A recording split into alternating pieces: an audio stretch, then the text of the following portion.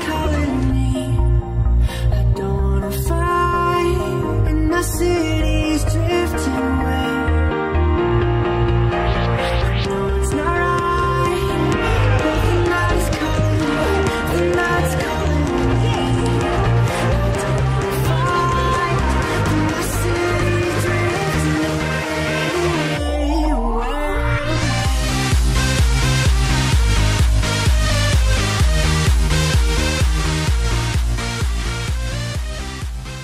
C'est quoi? En présence avec Thomas. Thomas, un petit mot à la mi-temps là, quelles ont été les consignes de l'entraîneur? De ne pas se démobiliser, de rester bien concentré et les faire douter.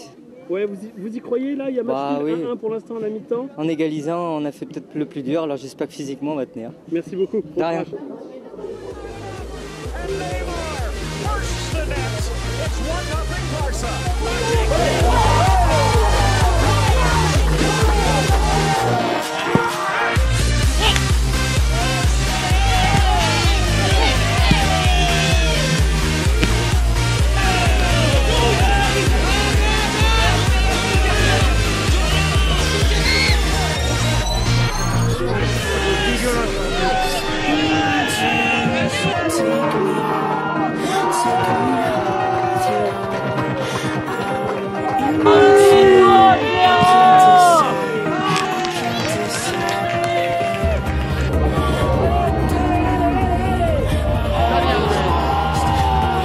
Ah oui.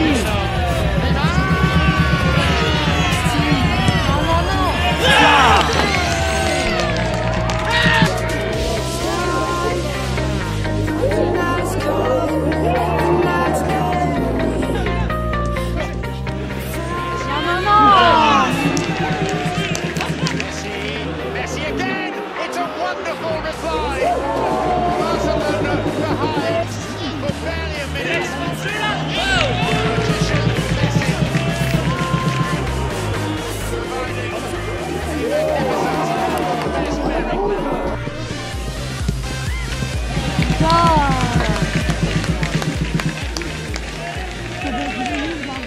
Ici en direct du stade de Villebois avec Sabri et Fawzi pour l'équipe de Brive. Sabri, qu'est-ce qui vous a manqué sur ce match-là exactement? Ouais, qu'est-ce qui nous a manqué? Un peu de folie et puis après on est tombé aussi face à une équipe beaucoup plus forte. Des H de niveau au-dessus, ça pardonne pas. Donc la moindre erreur tactique, ça nous coûte cher et on l'a vu aujourd'hui. On prend une bonne valise, mais bon après on n'a pas démérité par rapport à notre parcours et on reste fiers aussi de notre parcours, donc c'est bien et puis bravo à eux. Vous avez fait une très bonne première mi-temps, vous étiez à 1-1. Quelles étaient les consignes de l'entraîneur et qu'est-ce qui s'est passé vraiment sur cette deuxième mi-temps? C'est le physique, c'est quoi exactement? On va dire que le physique il compte beaucoup surtout, parce qu'on a bien préparé notre saison.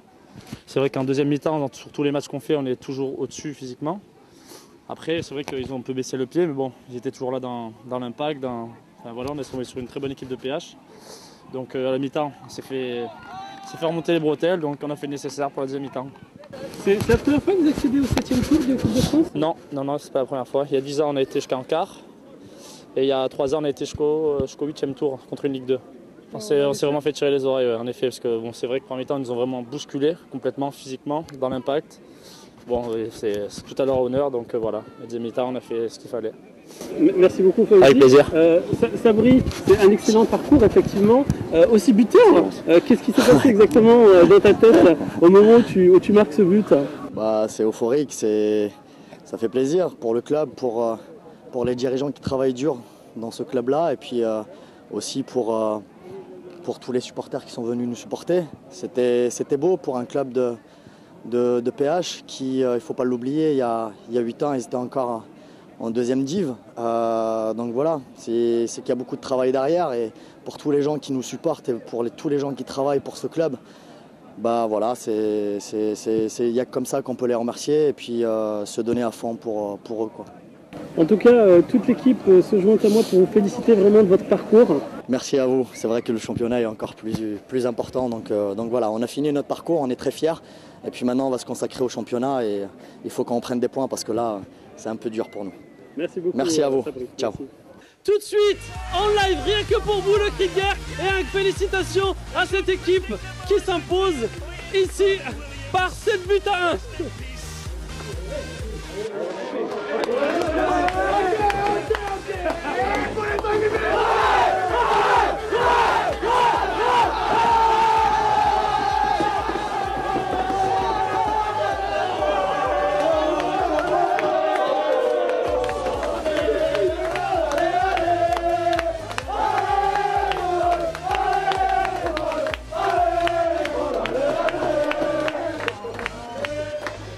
Donc ici en présence de Cédric, un petit mot sur cette victoire qui vous ouvre les portes du 7e tour de la Coupe de France.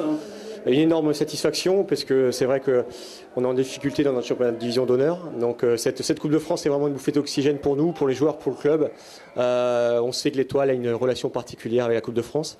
J'ai un groupe jeune qui a aussi le droit d'écrire son histoire. Maintenant, on est au 7e tour. Ce qui veut dire un tirage à Paris, ce qui veut dire plein de possibilités. Maintenant, on va attendre ça avec impatience mercredi midi, puis on verra de quoi l'avenir de quoi le sort sera fait. Maintenant, ça a été compliqué. Quels sont les mots exactement que vous leur avez donnés à la mi-temps, parce qu'à la mi-temps, il y avait 1-1 au score, je le rappelle, et ça finit à 7-1. Quels mots, comment vous avez pu vraiment ressentir une motivation de la part de nos joueurs? Pour être honnête avec vous, il n'y a pas eu de discours axé sur la tactique, sur la mise en place, etc. C'était juste un problème d'investissement, d'attitude sur cette première mi-temps, parce que c'est vrai que Villebois a joué ce match de Coupe de France d'entrée en mettant énormément de pression, en nous rentrant dedans. Nous, on n'a pas répondu dans l'impact physique, on a été déficient là-dedans. Donc après, on a joué 12 minutes jusqu'à l'ouverture du score pour nous, et après on a complètement déjoué, on a fait preuve de suffisance, ce qui est inadmissible en Coupe de France, et ils sont revenus à la marque logiquement.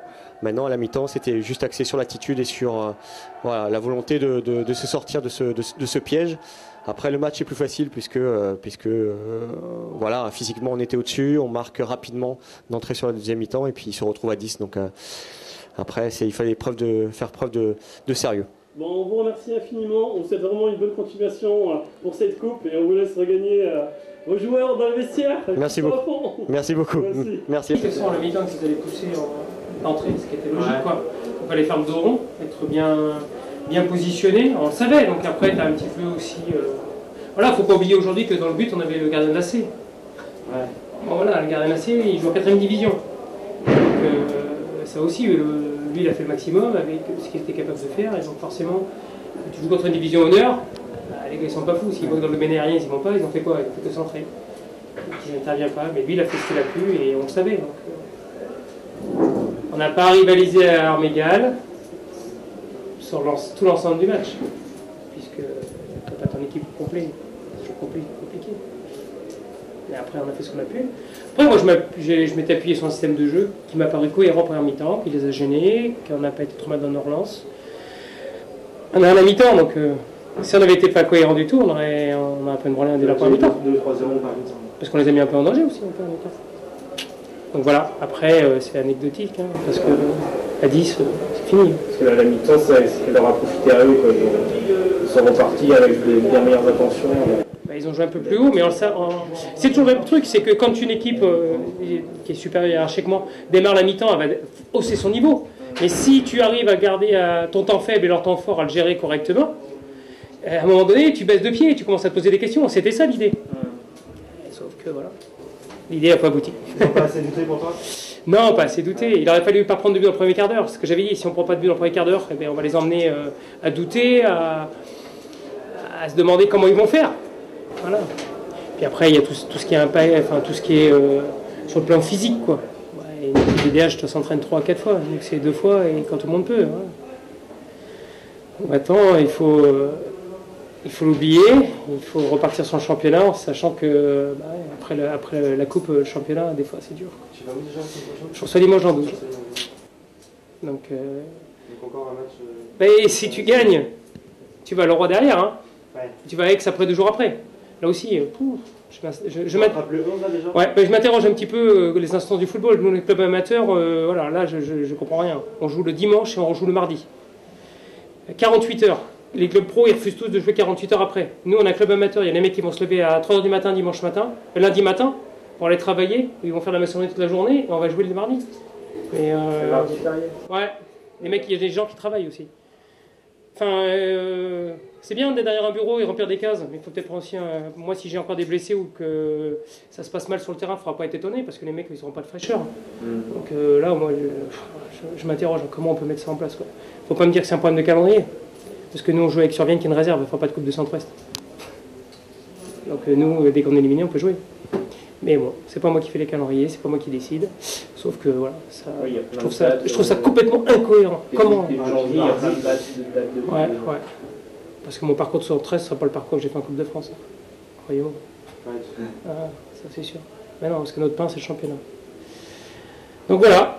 Donc là, Limoges, c'est le plus important du bloc, entre guillemets, parce que si tu prends des points avec tes matchs en retard, t'es quand même relativement bien. Par contre, si tu perds contre Limoges, tu vas à Leroy. Et le problème, c'est que dans la position où tu es, tes matchs en retard font que ça devient des matchs capitaux. Ouais. Alors que si tu as pris tes points et que tu es devant, c'est du bonus. Et tu prendras forcément 1 ou 2 points sur l'adversaire si tu ne gagnes pas. Et donc c'est du mathématique. Donc si tu bats, au pire, tu fais 2 défaites là, comment tu fais là quand tu vas avec ça? Voilà, on va essayer de positiver le premier mi-temps, et puis on va essayer de garder un petit peu ce qu'on a fait sur le bloc, et puis voilà, on verra quoi. Et maintenant, il faut faire le dos rond. On est en plein dedans, on est dans le dur, hein. Donc on va voir si on est solidaire et si on est capable de s'appuyer sur quelque chose. Voilà. Okay. Merci beaucoup. Félicitations pour le parcours. Merci. Mais... Messi on the turn. Messi.